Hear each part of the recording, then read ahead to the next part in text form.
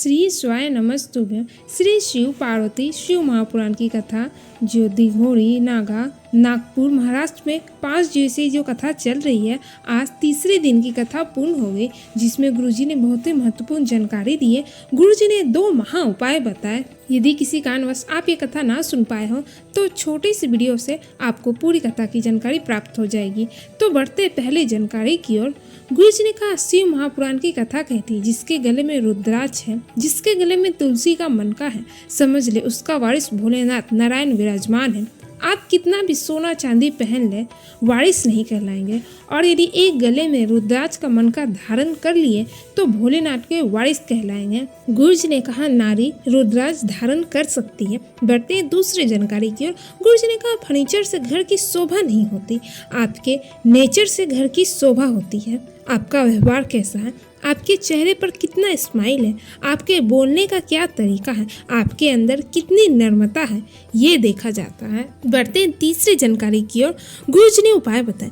गुरुजी ने कहा, शिवलिंग में अशोक सुंदरी और शिवलिंग के बीच जो खाली जगह होती है उसका बहुत बड़ा महत्व है। माता पार्वती के 64 योगिनी, उनकी शक्ति पीठ, सिद्धियां, 9 निधियां, 8 सिद्धियां विराजमान रहती है। गुरुजी ने कहा, आपका संपूर्ण पूजन हो जाए। जब आप शिवलिंग के संपूर्ण पूजन कर ले, उसके बाद यदि कोई अपनी मन की बात इस जगह पे हाथ रख के महादेव से कहे, महादेव नंदी के साथ प्रदोष के समय कार्य को सिद्ध कर देते हैं। बढ़ते चौथे जानकारी की ओर। गुरुजी ने कहा, कभी कभी आप जो रुद्राक्ष पहनते हैं बीच में से चटक जाता, फट जाता है। गुरुजी ने कहा, इसका मतलब कोई विपदा की घड़ी आने वाली थी, महादेव ने अपने ऊपर झेल ली और रुद्राक्ष टूट गया। बढ़ते 5वीं जानकारी की ओर। गुरुजी ने कहा, रुद्राक्ष और शंकर जी का शिवलिंग कभी खंडित नहीं होता, टूट जाता तो भी जोड़ के रखा जाता है। शिव जी के 1000 टुकड़े हो जाए तो भी पूजन होती रहती है। बिजली महादेव पर बिजली गिरती, खंडित हो जाता, उसके बाद भी उसे माखन से जोड़ा जाता और उसकी पूजन की जाती है। बढ़ते 6ठी जानकारी की ओर। गुरुजी ने कहा, शिव जी पर चढ़ी बेलपत्र उठाते वक्त यदि टूट गई तो भी वो खंडित नहीं कहलाता, पूरी की पूरी बेलपत्र कहलाता है। बढ़ते 7वीं जानकारी की ओर। गुरुजी ने कहा, फिक्र चिंता देती है, एकांत देती है, तन्हाई देती है। जिस प्रकार आपको फिक्र होना प्रारंभ हो तब महादेव को जिक्र करना प्रारंभ कर दे, तन्हाई मिट जाएगी, आपकी चिंता समाप्त हो जाएगी। बढ़ते 8वीं जानकारी की ओर। महादेव कहते हैं, संस्कृति को बचाना है, संस्कार को बचाना है तो शास्त्र उठाना पड़ेगा, और अपने आप को सनातन धर्म को बचाना है तो शस्त्र भी उठाना पड़ेगा। बढ़ते 9वीं जानकारी की ओर। गुरुजी आगे बताते हैं, महादेव पर चढ़ा निर्माल्य को कभी नहीं लांगा जाता। बढ़ते 10वीं जानकारी की ओर। आपको जिंदगी में बहुत कष्ट है तो शिवालय की सफाई करें, निर्माल का विसर्जन करें।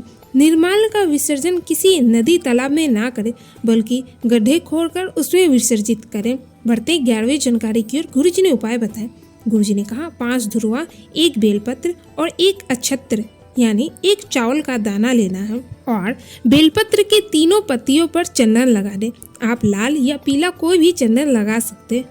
उसके बाद उस बेलपत्र के बीच वाली मध्य पत्ती पर आपको 5 धुरवा और 1 चावल का दाना रख दे। महादेव का स्मरण करके श्री स्वाय नमस्तुभ्यं बोलकर या नमः शिवाय या ओम नमः शिवाय बोलकर अशोक सुंदरी और शिवलिंग के बीच की जो खाली जगह है वहां पर समर्पित करें और बेलपत्र की डंडी और धुरवा की डंडी अशोक सुंदरी की ओर रखें।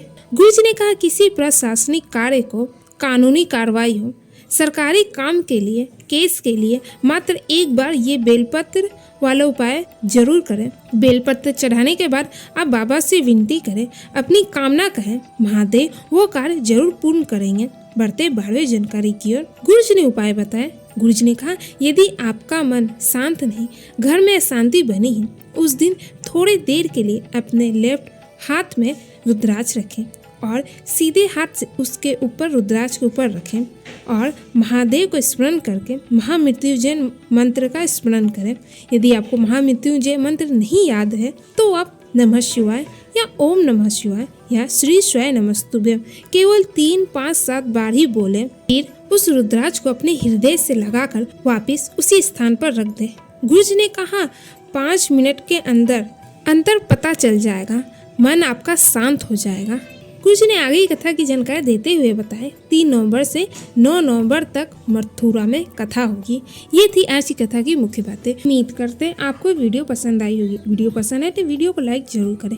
श्री स्वयं नमस्तुभ्यम। हर हर महादेव।